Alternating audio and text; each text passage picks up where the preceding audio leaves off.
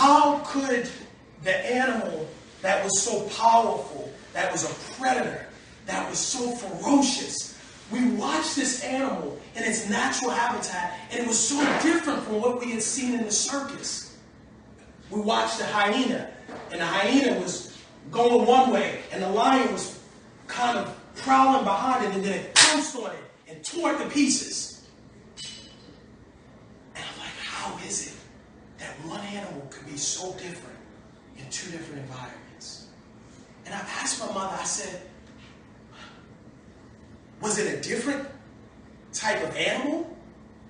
Were they born under different circumstances? Maybe there was a gene that was in the lion in the circus that wasn't in the lion in its natural habitat. Maybe there had to be something different. And my mother said, no, there was no difference between the lions.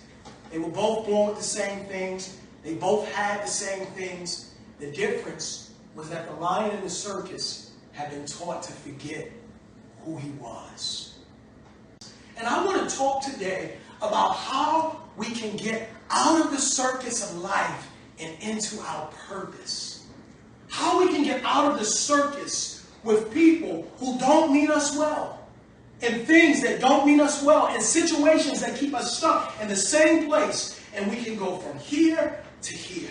I want to talk about purpose. Purpose. It's a word that gets thrown around so often, it's lost its meaning. It's become kitsch. It's become cliche. Purpose. If you go into any bookstore, any self-help section, you'll see a million books with the title Purpose. It's in the name of movies. It's in news articles. It's thrown around so much. It's like, what does it even mean? We talk about purpose as if it's something that's elusive, it's esoteric, it's theoretical. Purpose. What does it mean? A man wrote a book called The Purpose-Driven Life. It changed the face of this country. Because so many people are searching for purpose. They have money, but they have no sense of purpose. They have education, but they have no sense of purpose. They're smart, and they look well on the outside, and they're well put together, and you look on their social media page, and everything looks nice about them, but they have no sense of purpose. And I believe that now more than ever, we're living in a time where people are really searching more than ever before for purpose. We live in a celebrity-driven, image-obsessed world where everybody's trying to be somebody else. When I was in prison, I used to have a friend that really looked out for me a lot. His name was Jordan. He would call me. Well, he couldn't call me. He would email me and say, call me. I know you're going through a rough time, just call me. So I would call him, and he would take his phone and he would put it up to the laptop, and he would just play these motivational speeches. And they were, a lot of times, you know how you look on YouTube and they have these compilations of videos, so it's different speakers, and sometimes the music's in the background, and I would just listen. He did this every couple of months. Sometimes just the tears would be running down my face. You gotta be careful, you can't let too much of that show. So, you know, I'm doing like this and I'm listening. And one particular time, months we hadn't talked. I don't know how he called me. He emailed me and said, call me. I just feel like you're going through a lot. And I knew what he wanted to do, so I just immediately called him and he took the phone and put it up to the laptop. And the man that was talking about adversity. I didn't even really talk about this here, the power of going through. And he was talking about when we go through stuff, that's what makes us who we are. That this season didn't come to break us, it came to make us. And he was talking about gold, and how when gold goes through the furnace, that's what makes it gold. It's the refining process, it's the fire, it's the trials of life. And I'm listening, and I'm like, wow, this is powerful. And it spoke so much to what I was going through.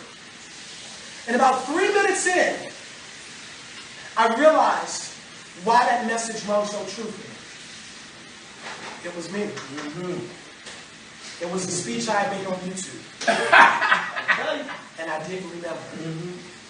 And I tried to get off the phone as quick as I could. I actually made an excuse. My minutes are running out. I got off the phone and I ran into the bathroom and I cried perhaps the hardest I ever cried in my life. I don't know why I cried. It wasn't because I was in prison. That was not a new development. I cried because so much had happened in my life that I forgot the sound of my voice. I forgot what I sounded like. I said, Daryl, what is happening? happened to you, I don't even know who I am anymore. I was like the lion in the circus. It wasn't just that. See, there's a difference between a lion in the circus and a lion in the zoo. The lion in the zoo is in captivity, but he knows who he is. And if you slip up, and people have slipped up, that lion's going to tear you to pieces. The lion in the circus doesn't know who he is. That's why he has a man that will let him put a little hat on the top of his head. That's why a man that he could tear to shreds in a minute, he'll let him walk him around like a little dog and put him right back through the hoops. Because he's in captivity, that's bad, but he doesn't know himself, and that's worse. That was me. I didn't know who I was. I forgot my power. I forgot my passion. I forgot my potential. I forgot everything about who I was. And I cried because I said, if I can't remember who I am, I'll never be who I was meant to be. How can I get to purpose if I don't even know who the heck I am?